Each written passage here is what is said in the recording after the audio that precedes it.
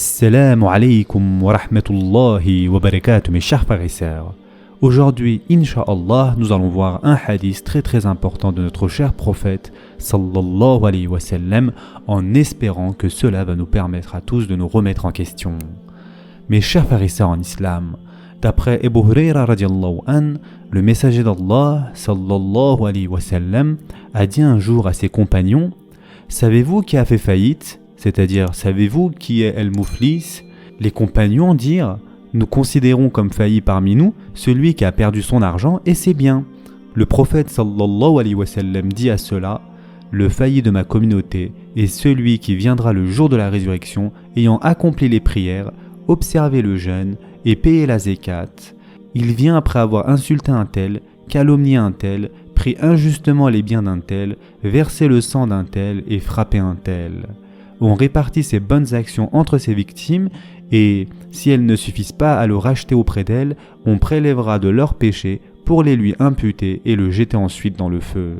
Et ce hadith a été rapporté par Muslim.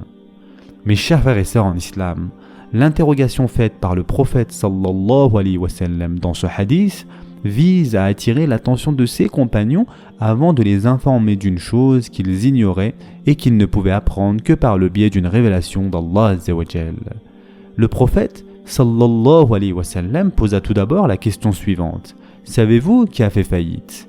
Les compagnons répondirent le plus naturellement au monde: nous considérons comme failli, c'est-à-dire mouflis, parmi nous celui qui a perdu son argent et ses biens, lui donnant ainsi la définition la plus répandue chez eux de ce terme-là.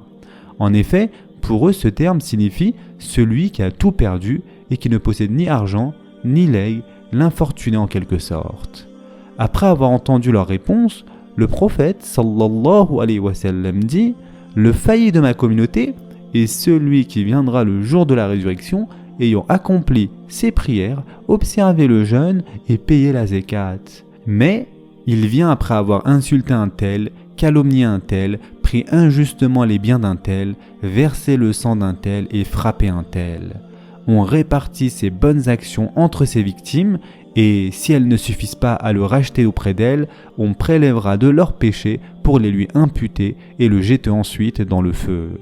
Dans une autre version, le failli de ma communauté est celui qui viendra avec des bonnes actions comparables à une montagne. Ceci veut dire, mes chers frères et sœurs en islam, et il est très important de méditer là-dessus, que le vrai failli est celui qui viendra avec un nombre impressionnant de bonnes œuvres et possédera donc une immense provision de bonnes actions et qui aura par ailleurs insulté un tel, calomnié un tel, pris injustement les biens d'un tel, versé le sang d'un tel et frappé un tel. C'est-à-dire qu'il a commis d'innombrables injustices envers les gens. Ces derniers viendront réclamer leurs droits auxquels ils ne pouvaient prétendre dans la vie d'ici-bas. Ils les reprendront dans l'au-delà sous forme de bonnes actions, étant donné qu'au jour de la résurrection, seules les bonnes actions et les mauvaises actions serviront de monnaie d'échange pour réparer les torts. Mes chers frères et sœurs en islam, l'oppresseur verra donc ses bonnes actions distribuées aux personnes qu'il a lésées et chacune d'elles reprendra son dû en toute équité. Quand il n'aura plus de bonnes actions à son actif pour le racheter auprès de ses victimes et que tous les profits tirés de ses prières, de sa zakat et de son jeûne seront épuisés, on prendra alors de leurs péchés pour les jeter sur lui avant de le jeter en enfer. Qu'Allah subhanahu wa ta'ala nous en préserve tous, mes chers frères et sœurs. Les propos du prophète sallallahu alayhi wa sallam sont véridiques et on ne peut mieux définir ce terme, car la faillite dans cette vie est réparable. Celui qui fait faillite peut espérer un jour devenir riche, tandis que celle de l'au-delà est irréparable. La vraie faillite consiste donc à perdre toutes ses bonnes œuvres après avoir fait tant d'efforts au cours de sa vie pour les rassembler. Il y a en cela, mes chers frères et sœurs, un avertissement aux gens contre toute forme d'injustice et un appel au repentir dont l'une des conditions consiste à réparer tout tort fait à autrui avant que survienne la mort. Ce hadith, mes chers frères et sœurs en islam, est une véritable mise en garde contre toute forme d'injustice commise au détriment des autres.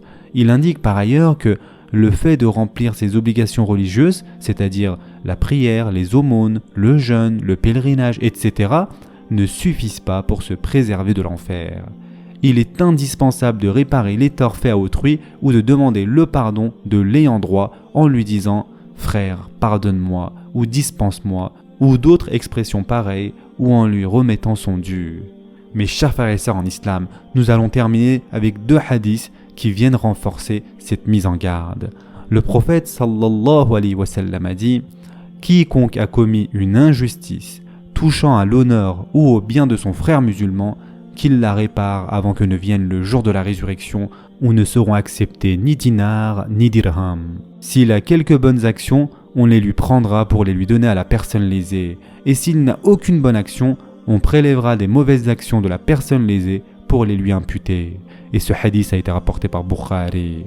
Le prophète sallallahu alayhi wa sallam a aussi dit « Quiconque meurt endetté, ce ne sont ni des dinars, ni les dirhams qui serviront de réparation, mais les bonnes et les mauvaises actions. » Et ce hadith a été rapporté par Al-Hakim. Ce sera tout pour aujourd'hui. Je vous souhaite dès maintenant un bon iftar. En attendant, prenez soin de vous mes chers frères et sœurs et à très prochainement, Inch'Allah.